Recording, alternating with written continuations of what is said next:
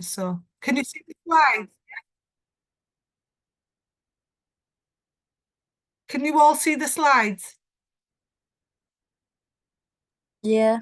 Okay. So yesterday, so just to confirm that we are on the Equal Opportunity and Diversity Unit 1383587, and my name is Shazia Khan, and today we're doing Learning Outcome 2, okay, which is to identify and know any explanation of explanation of origins of prejudice, stereotyping and oppression. Okay, so what we're going to do today, I'm just going to give you a breakdown of what we did in the last learning outcome, which was yesterday's learning outcome, which is learning outcome 1. So you have an idea of what we did. So it's just a summary of the last session. So in learning outcome 1, we looked at understanding different types of prejudice, stereotyping and oppression. We also went on to look at the key elements of the unit itself. We looked at what equality is. And when we talk about equality, what's the first thing that comes to mind? Sandra, what do you think equality is?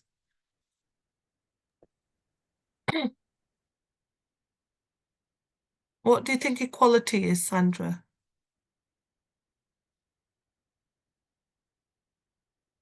Huh? Esperance, what do you think equality is? It's about treating everyone equally, Yes. regardless of their differences. Yes. Yeah, treating everyone equally, making sure they have equal opportunities for everyone, and making sure that no one is discriminated against, because that happens quite a lot, doesn't it? Discrimination can be on the basis of your sex, your age, your religion, your gender. It could be an element of, the fact that, people are not being treated because of, the way they dress, the way their faith is. It's different. Equality is really, really important within a workplace. Then we have diversity, and that is about respecting everyone's differences in people. We looked at inclusion, and that's seen as where perspectives and differences are shared, leading to better decisions. So that was learning outcome 1. We also, in learning outcome 1, looked at why equality and diversity is so important in health and social care. Does anyone remember why do you think it's so important? Anyone? In health and social care, why do you think it's so important? Why do you think we need to be equal and diverse in health and social care? Do you think we get people from different cultures and backgrounds? When you're working in a care home, do you get different people? Yeah, from what I understand, Yeah. it's very important in health and social care, because in everyday's life, or Yeah. in our everyday's duty at work, we work with different people from different countries and races. So it's very important. It's very important. And Yeah. also, Esperance, you work with people with different disabilities, don't you, sometimes? So if you have someone who's blind, would you need to provide them information in Braille? Of course, is Yeah. their right to provide their Yes. information in the language that they can understand. Yeah. And diversity is different, is described as being different. All individuals are different. They're all, like you said, from different parts of the world, so you have to make sure you are respecting their diversity. And especially with the health and social care, you need to be making sure that everyone is treated equal and they have the opportunity as well. We also looked at inclusion in health and social care. In Learning Outcome 1, we looked at the Equality Act and the importance of the Equality Act, how it developed to promote, dignity and equality within the health and social care profession, but within every profession, because Equality Act is a wide act that is used in the workplace. And we then went on to look at the protected characteristics. Does anyone remember any of the protected characteristics?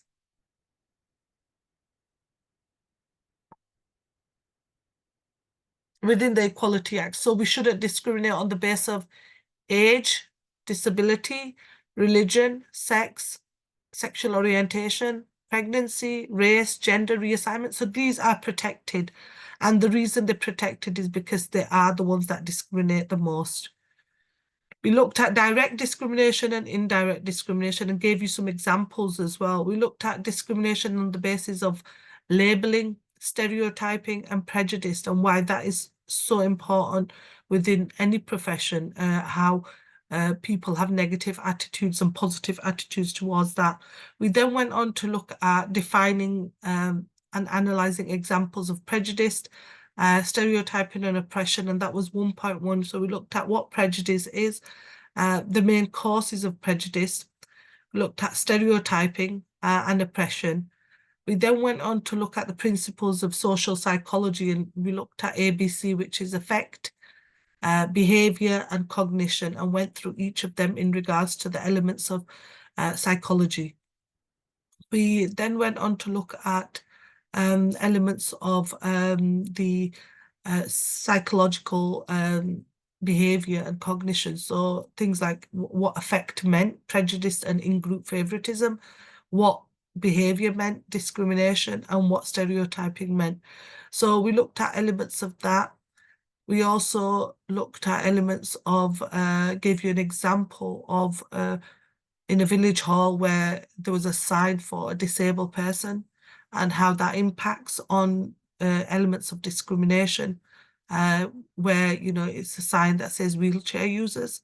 So that was learning outcome 1. Okay, so now we're moving on to learning outcome 2, which is to know explanations of origins of prejudice, stereotyping, and oppression. Okay, and trying to refer to them elements. Okay, so I forgot anyone new one? No. So is everyone okay with learning outcome 1? Yeah, okay. So learning outcome 2, the learning, the key terminology we looked at. So what prejudice is. Prejudice is an assumption of an opinion about someone simply based on the person's membership in a particular group. For example, people can be prejudiced against someone else of a different ethnic minority, gender, or religion. If someone is acting on their prejudice, they are prejudging, hence the term we use is prejudice. For example, a person may hold prejudiced views towards someone's religion. You know, that happens a lot. Another example is a person might have a lot of preconceived ideas about someone who's a Christian or who's a Muslim or Jewish, and will allow those judgments to affect the way they view that person. The same can be true for people who are Black, white, or Asian. And you know, people have these negative feelings about these people, and this is what prejudice is, and it causes a lot of problems within the workplace. And you know, people have this assumption that this is, you know, the prejudice is, you know, people are, you know, if they're a Christian or if they're a Muslim, they have different perceptions, and this affects things. So, you know, it does have a negative impact, and people then start stereotyping people on the way they dress or the way they are, or if they, you know, their beliefs, things like that. It does have an impact. I mean, I don't know if any of you have experienced that throughout your life, but if you've had any experience of prejudice, anyone? Or if you've seen any sort of prejudice around whilst working? Sandra? Matilda? Esperance? Anyone? Have you seen within your workplace? Yeah, sometimes. Judging people. Yeah. Sometimes. What was it on, Esperance, then? Sandra? What was it? Was it prejudice? Judging people. Yes, judging people. That's dependent on their religion, maybe their views and things like that. That's not acceptable, to be honest, because, you know, it's not right to judge people on the basis of their colour of their skin or their religion.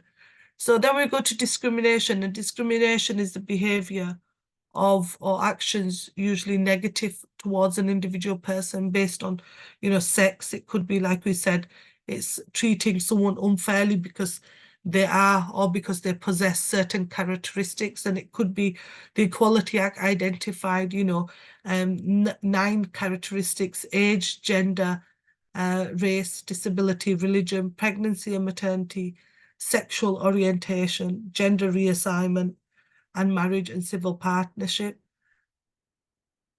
And discrimination that occurs because of one or more of the above characteristics is unlawful under the Equality Act. So, you know, if you are treated unfairly because someone thinks you belong to a particular group of people with protected characteristics, then that's unlawful discrimination. And as we mentioned in Learning Outcome 1, there's 2 types of discrimination. They can be in the form of direct discrimination, where a person with the protected characteristics is treated less favorably than others, or indirect, and if there's a rule or policy in the workplace that puts you at disadvantage compared to others. So, you know, there are different elements of that. We've got then the element of the difference between prejudice and discrimination. So the term prejudiced actually means biased, an irrational opinion, a thought, or a feeling formed about a person or group in advance without sufficient knowledge, facts, or reason. Prejudice can be positive or negative. However, this term is mainly used to denote negative biases in which members belonging to a certain group are considered inferior based on their race, gender, nationality, ethnicity, class, or religion. Discrimination, on the other hand, means unequal treatment of a person because of his or her belongings to a certain group or having some other character trait. Most often, people are discriminated against on the basis of, like we mentioned, it may be their age, it may be their height, it may be their weight, it may be their skin color, it may be their disability, and so on. So there's a difference between both prejudice and discrimination.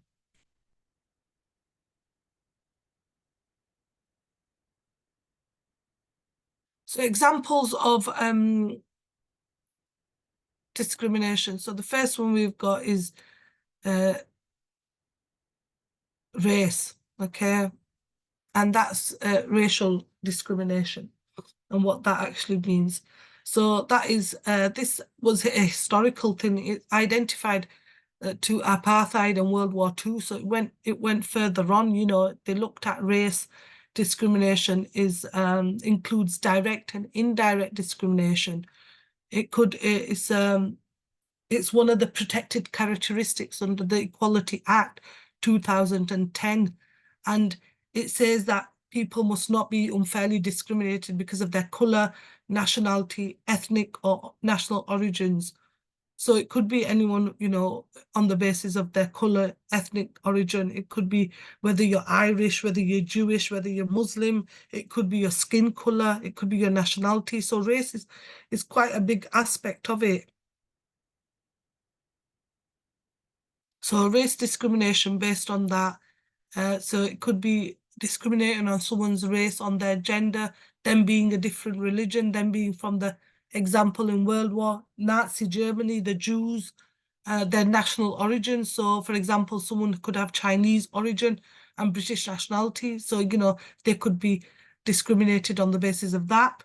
Then we have another one, which is a quite popular one, age discrimination.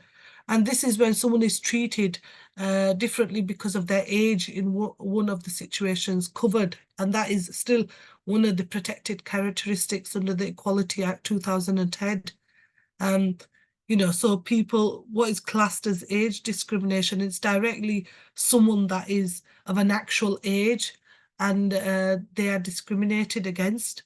So ageism is one thing that is used quite a lot. And an example is ageism is in policies that support healthcare rationing by age, practices that limit younger people's opportunities to contribute for decision making in the workplace, patronizing behavior used in interactions with older people or younger people, and self-limiting behavior which can stem from internalized. So, you know, it's based around their age. Then we have the example of gender discrimination.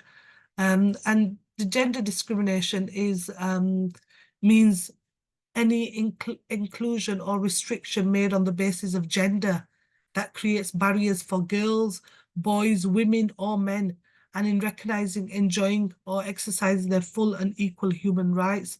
So this could be harassment on the basis of sex, gender identity, or gender expression. It's making assumptions about, you know, people's behaviors. For example, women may be unfairly perceived as less competent in leadership roles, while men face scrutiny for taking on caregiving responsibilities. And that's quite a big one, isn't it? Gender discrimination in society. You know, where a woman, they think the woman's place is more at home and the man's place is more in the leadership role. What do you think? Esperance, what do you think? Do you think gender discrimination still happens within the workplace? It still happens for some people who still have Yes. that same mind. Yes, it does. And it's wrong, isn't it, really? Because, you know, women are more, even in some cases, more better leaders than men. But they still have this perception of it. So now we're going to go on to what types of prejudice are there. So prejudice can exist wherever there's kind of difference in people. Gender, prejudice based on gender is called sexism. Both women and men can be common, but it's more common for women to be victims.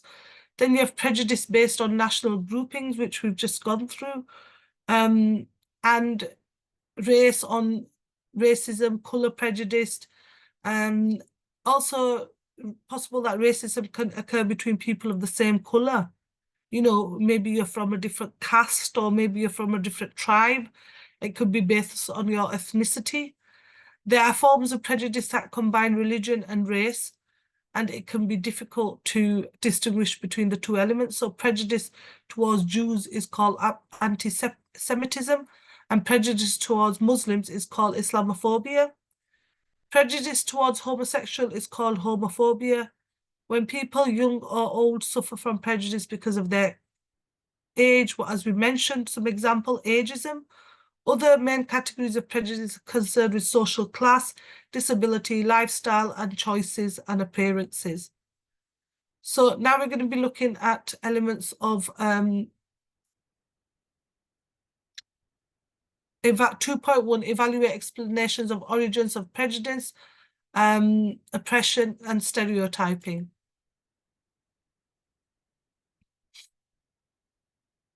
So the reasons for prejudice vary. Some are related to historical evidence.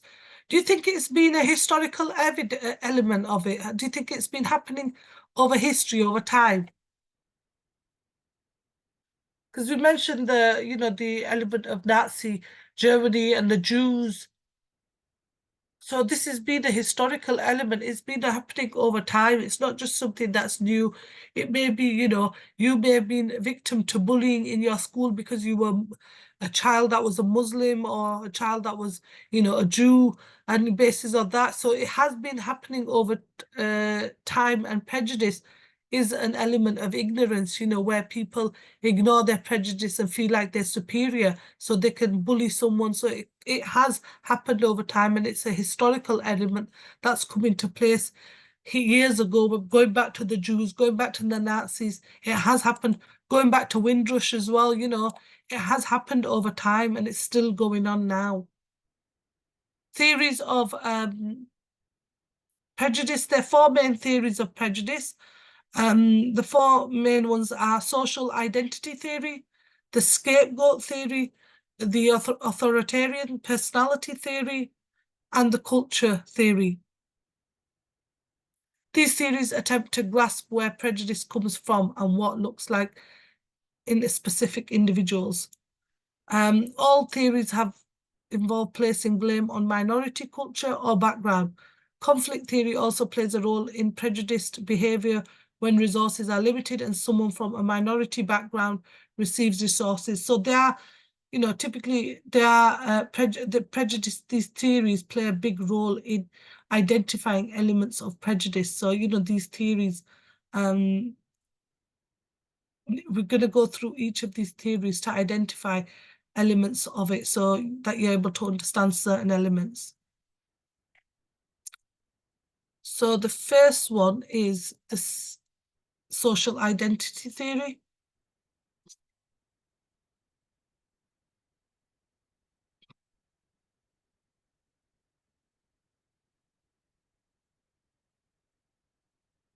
So social identity theory is, according to social identity theory, Henry Toffler establishes, categorizes themselves into different social categories to build their own society. Thus, groups like sport teams are more or less part of the underlying issues, categories around it. Social identity theory was proposed by someone called Henry Tajfel and John Turner in the 1970s. And it looked at self-concept from membership groups. The theory was there to explain the cognitive processes and social conditions underlying intergroup behaviors, especially those related to prejudice, bias, and discrimination. And Tajfel and Turner proposed that groups, for example, a group in the social class or family group or football people are belong to where important sources of pride and self-esteem. So when you have a social group, identity groups can give you a sense. So you have a belonging, he identified belonging, purpose, self-worth, and identity. So the element of it was social categorization. So he identified people, including ourselves, and used categories like black, white, Australian, Christian, Muslim. You know, see, he was categorizing people. They also had in-groups and out-groups. And in-group refers to the group with which an individual identifies, while out-group pertains to groups that don't identify with. So there were positive effects as well, you know, trying to identify the elements of it. So they looked at ethnicity, religion, nationality, and also based elements of, you know, this theory around political organizational cultures. And the element of the theory was that, you know, they were there, that they were looking at different backgrounds of people, you know, the ethnicity, they were looking at the nationality, the age, the preferences. So they identified elements of that. The social identity theory explains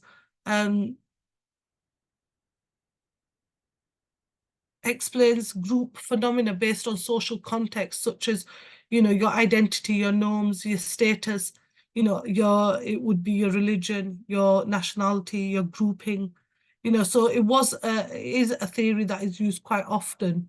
The next one is the scapegoat theory, and this is defined on theory says that prejudiced people believe that they are society's victims.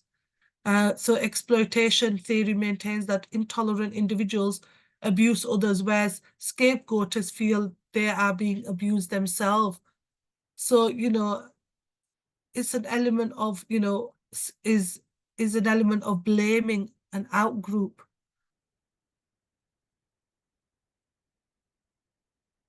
Scapegoating is an analysis of violence and aggression in which people who have undergone or are undergoing negative experience, such as failure or abuse by others, blame an innocent individual or group for the experience. Scapegoat can take place between individuals, between an individual and a group of people, between a group and an individual, and between groups of people. Sociology is more concerned with the last of these conditions. Scapegoating has been explained in terms of Freud's theory of displaced aggression. Other researchers have identified factors that maintain certain groups more likely to scapegoat them. Scapegoating has occurred throughout history to numerous groups, often triggered by distressing events and as means to justify discrimination or mass murder. Typically, the use of scapegoating makes people prejudiced against the scapegoat. When the scapegoat is portion of society, they may have a different background. Inherent bias against people of that background is created. So it's an element of scapegoating to blame others. Then we've got the, just have a look at this, the authoritarian personality. Let me just. So the authoritarian personality theory is based around recognizing the authority as a person or institution with specific rights for demanding obedience.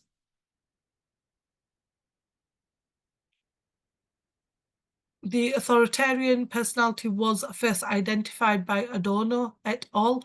In the 50s and refers to a person who has extreme respect for authority and is more likely to be obedient to those who hold power over them. And there are some people that like that out there as well. An example of an authoritarian is a leader who expects strict obedience and doesn't allow questioning of their decision. It's not always good to be an authoritarian. They often obey authority and firm belief in the structure. In this theory, prejudice is created because individual despise anything different from what they are used to. So it's an authoritarian kind of element. The next one is the culture theory. Culture theory is a method of studying cultural conflict that focuses on understanding conflicts of values in terms of competition between different organizational forms. It emphasizes the role of institution in creating and sustaining culture and analyzes how culture is produced by institutions. It's an understanding of conflicts that focus on values in terms of competition. For example, the idea of an angry Black woman is portrayed throughout the media. That gives the implication that Black women are naturally angry when that is a prejudiced stereotype perpetuated by the media and now is ingrained into the young society that is partaking in it. So naturally, prejudice would develop based on incorrect information. So it's quite sad that people have this perception that culture, they have these examples of culture theory, how people are and what they perceive people as, because this is just stereotyping people and being prejudiced against it.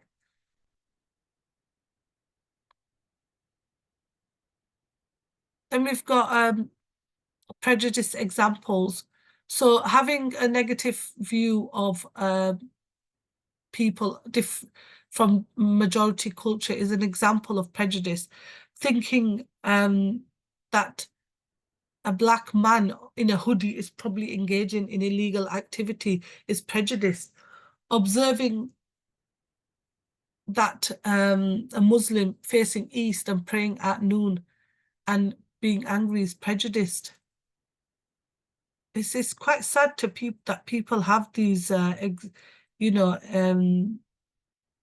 issues around, prejudice. There's the people that are homophobic. There's people that have prejudice against, racial prejudice. There's people that have prejudice against, women, men, boys, young boys wearing hoodies, dogs. People may be biased against dogs that are Black. That they're not more friendly, young people, that they're going to commit a crime. It's really bad in my perception to be prejudiced because you are saying something that it's your feeling about something. So it might be about someone's race, about how someone dresses, how someone is praying. There's different types of prejudice. We all, it might be the fact that you are prejudiced against someone who's homophobic, someone who's maybe someone who's homosexual. These kind of perceptions always happen in society outside. So in summary, prejudice is a negative attitude against a group of people based on their background, and discrimination is a negative action taken against a group of people based on their background. There are many different theories on where prejudice comes from. Cultural transmission theory states that people are taught to be prejudiced through social norms and media. Social identity theory states that people become prejudiced towards an out-group to become more appealing to the in-group, could increase their self-esteem.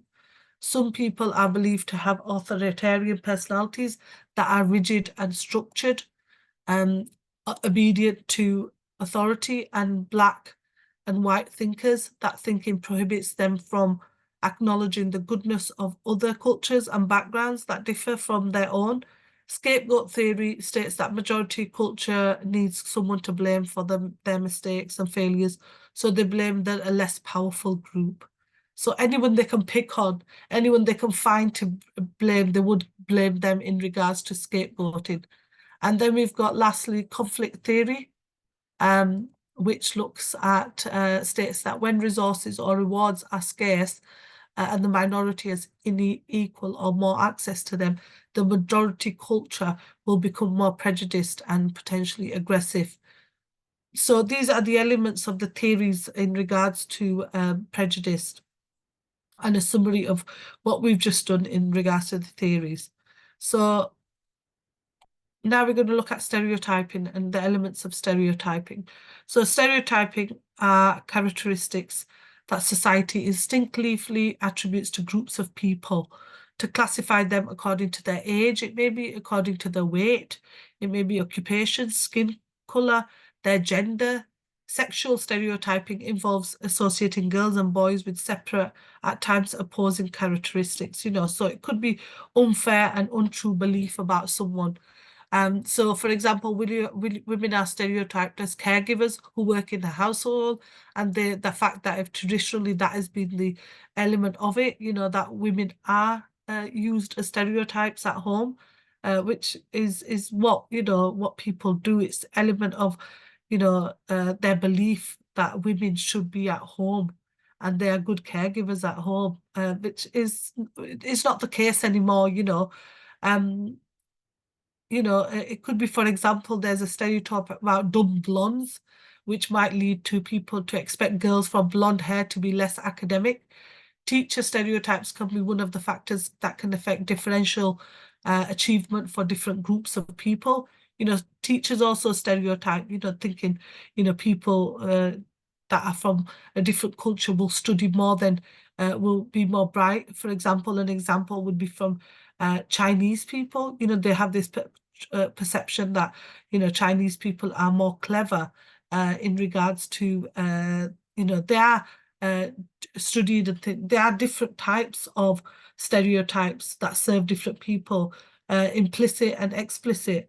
Implicit are stereotypes that people hold without really thinking about it, and they have difficult to identify, and if they identify, people may not even recognize them. And then, that's like racial groups and things like that. So elements of stereotyping. Then we have positive and negative stereotypes, and what they are as well. So when we look at positive and negative stereotypes, for example, women are positively stereotyped as warm, but negatively stereotyped as weak. Yeah, so they have, women are, identified as being warm people, but are negatively stereotyped as being weak as well. Another example is Asian Americans are positively stereotyped as competent, but negatively stereotyped as cold. Black Americans are positively stereotyped as athletic, but negatively stereotyped as unintelligent. So why do you think we have this negative and positive impact? Why do you think it's an element? Why do you think that we have this, Esperance? Why do you think that we have this element of negative and positive stereotypes? I think it's because people don't understand things the same way. Yeah. Do you think it's a historical thing as well? Of course, it's been because it didn't start just recently from Yeah. our great grandfathers. They all Yes. experienced that, and our mothers. So I think it's just been there. Yeah, and it's you know, it's not really, it's one of them things, it's quite hard to get out of people if it's a historical thing. You know, they will have that perception all the way through. I also think it's difficult to get it away because some culture still fall. Yes. So it's been cultured. So it won't go away. It will still be Yes. there unless they change their culture. Yes, it is. You're so right. You're 100% right. Where it is instilled into them because of their culture. You know, we are, you know, it does harm people, but we have this perception when we go out that, you know, this is what things are and this is negative and this is positive, but we shouldn't, because culturally we've been historically instilled into us from maybe family or, you know, parents, you know, you have this perception. And you're totally right, it is an element of culture as well. So we're going on to look at positive stereotypes, also problematic outcomes. For example, the model minority stereotype Asian Americans, since they achieved the mainstream ideas, and then the Asian Americans are traditionally successful, and this overgeneralized observation ignores individual differences. Furthermore, the stereotype places an exuberant amount of pressure on Asian Americans who feel they're expected to perform at an extraordinary level. So it's, you know, it's the expectation as well. Asian Americans also experience negative stereotypes. Thus, when all the defined as model minorities outgroups are ignoring and devaluing the inequitable structures they must struggle against to succeed at mainstream. What is intersectionality? So intersectionality has become a popularized term in the inclusion sector in recent years, and it's a big role on how we approach inclusion in the workplace. The word has first coined in the 1980s and has grown since then. But, you know, it's really important to identify what it is. Intersectionality was originally used to describe and explain the experience of Black women. However, it has evolved since then and is now often used to describe a myriad of intersecting and marginalized identities. Dr. Crenshaw highlighted and gave name to what many Black women have been voicing for some time during the civil rights and feminist movements in the 1950s and 60s, which was the anti-racist movements centered around Black men, and feminist movements centered around white women, leaving no space for the unique and compounding experience of Black women. Dr. Crenshaw emphasized that oppression experienced by Black women was not only of that of being a woman and not of being Black, but a unique oppression that is greater than the sum of two individual identities separately. Intersectionality is then about addressing all systems of oppression which support one another simultaneously and negatively impact people. Intersectionality is an important concept to understand, and how awareness of people you know, it's into like a little box, you know, using the intersectional approaches. Intersectionality impacts how inclusive your organization is, how safe, you know, individuals feel bringing their full selves to work, and how, as employers, you get the best from your employers.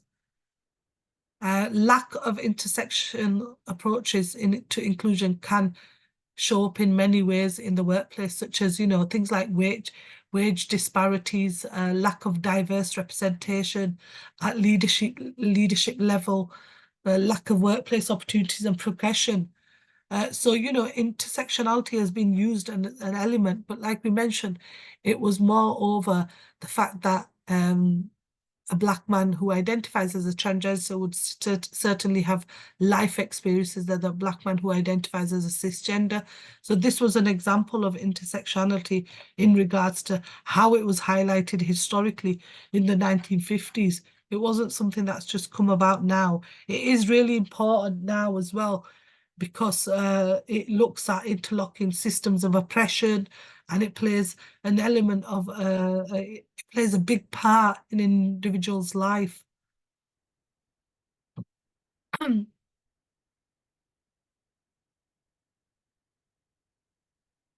it is to do with equality, and trying to identify cultural boundaries, and examples of intersectionality could be like things like race, gender, class, ability, and ethnicity as well. People's social groups are interconnected, meaning that each individual has their experience, and those often result in distinct cases of oppression and discrimination. So now we're going on to looking at defining what discrimination is, which we looked at a little bit earlier on as well. Discrimination is a behaviour bias that occurs when individuals or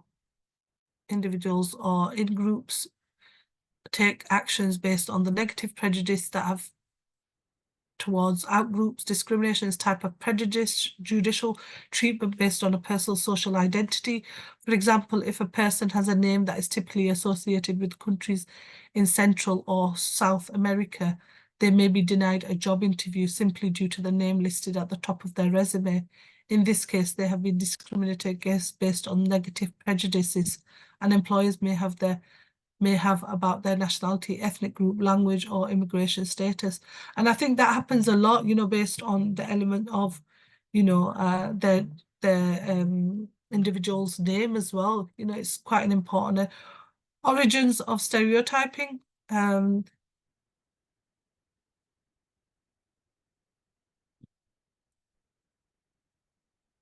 So outside of the printing reference to stereotyping, it was developed in 1850s. As a noun that meant image perpetuated without change. However, it was not until 1922 that stereotype was first used in modern psychological sense by American journalist Walter Lippmann.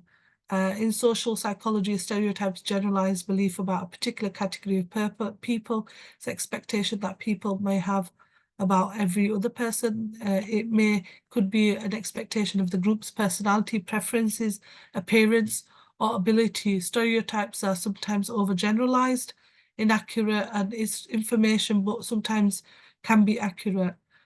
While such generalization about groups of people may be useful when making quick decisions, they may be erroneous when applied to a particular individuals, and among the reasons for prejudicial, so it is stereotype, is an element that, should be taken into account, that we shouldn't be stereotyping against people of different groups. We should have this image, and, it is a term that is used from the when it was introduced by Walter Lippmann in regards to different characteristics as well, and why we should use this as well, and the origins around stereotyping. It's something that's a historical things based around groups of people, their social roles, their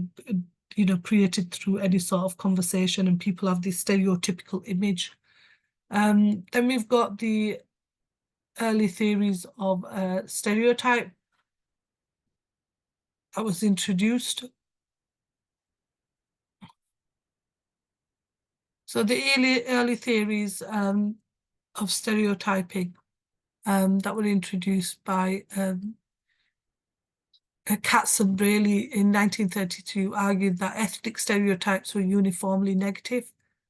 So by contrast, a new model of stereotype content theories, that stereotypes are frequently ambivalent and vary along two dimensions, warmth and competence. Warmth and competence are respectively predicted by lack of competition and status. Groups that do not compete within groups for the same resources, for example, college space. The model explains the phenomenon that some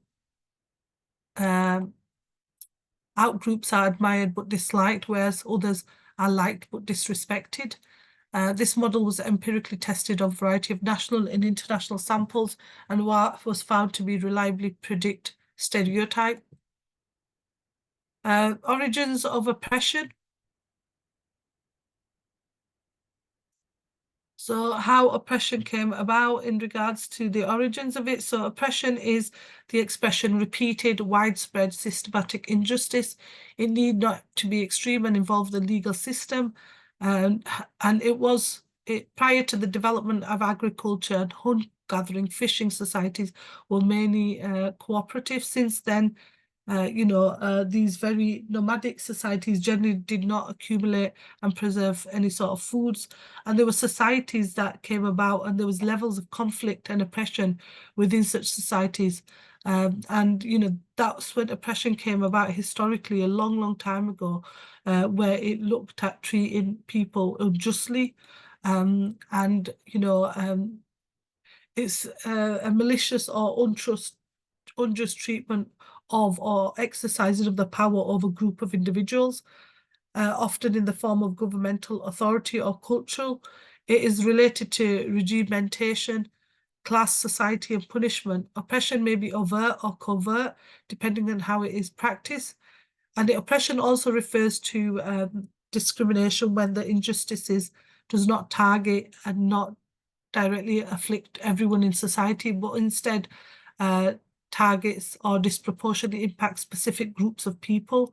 So, oppression is something that has been, it's been rooted over time, and it's over 12,000 years ago. When I mentioned the agriculture, it had this revolutionary consequences of conflict, and it came about in regards to how people were being oppressed. And it's not something modern, it's a historical thing that came around, trying to oppress people. And the concept of oppression, it refers to a combination of prejudice and institutional power, as I mentioned, that creates system that regularly and severely discriminates against some groups and benefits other groups. Okay, so these we've finished learning outcome 2 now. These are some of the links to the elements of what we've used. So there's some links there that you can go on to on prejudice and discrimination psychology. Simply Psychology is a link that you can go onto them links. BBC Bite Size is there as well. And Wikipedia is there as well. So I'll just give you a summary of what we've done in today's session, so you've got a little bit of an idea of what we've finished off in today's session, and then we'll conclude. So we looked at learning outcome 2, which is knowing explanations of origins of prejudice, stereotyping and oppression. We looked at examples of discrimination. We looked at what prejudice is. We also looked at the difference between prejudice and discrimination. We looked at age discrimination, racial discrimination, and gender discrimination within the elements of prejudice. We looked at the different types of prejudice that exist between people. For example, we used the example of Jews and Muslims, anti-Semitism and Islamophobia. We also looked at 2.1, evaluating explanations of origins of prejudice, stereotyping and oppression, and looked at the causes and origins of prejudice. We also looked at theories of prejudice, and we looked at the social identity theory, which was created by Henry Tafgel, and we looked at the scapegoat theory, and we looked at the authoritarian personality theory and what that was in regards to people having authority over another. We looked at the culture theory and gave the example of the angry black woman, which is portrayed in the media. We also looked at prejudice examples, and we looked at stereotyping definition in sociology. So we looked at what stereotyping was, and we looked at positive and negative stereotypes. We then went on to look at why intersectionality is really important and why it is needed in regards to prejudice. We looked at positive and negative impacts of intersectionality. We then went on to look at defining what discrimination was and gave examples throughout. We looked at the origins of stereotyping in the 1950s. We also went on to look at the early theories of stereotype and looked at the element of theory of Katz and Briley in 1933. We then went on to look at the origins of oppression, how oppression is brought about historically and how it was brought around over 12,000 years ago when it was farming and agriculture. And then we looked at what oppression was as well. So we've gone through elements of the learning outcome 2, which I've given you a summary of what we've gone through. These are some of the references, okay? Has anyone got any questions? Esperance, Sandra, have you got any questions? Thank you. No?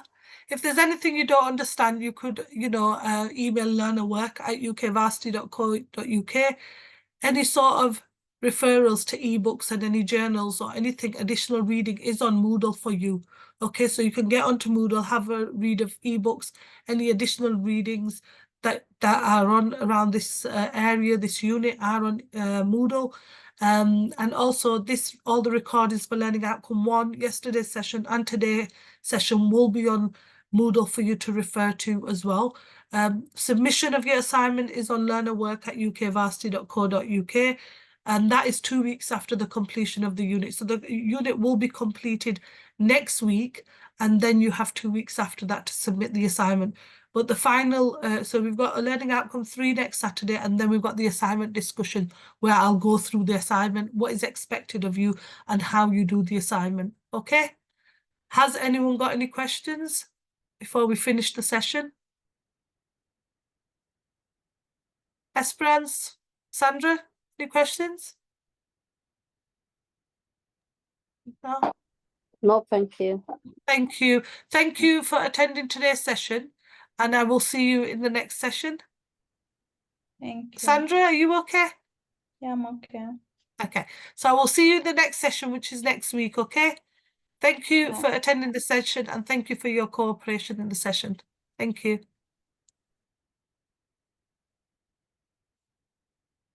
So we've finished the session now.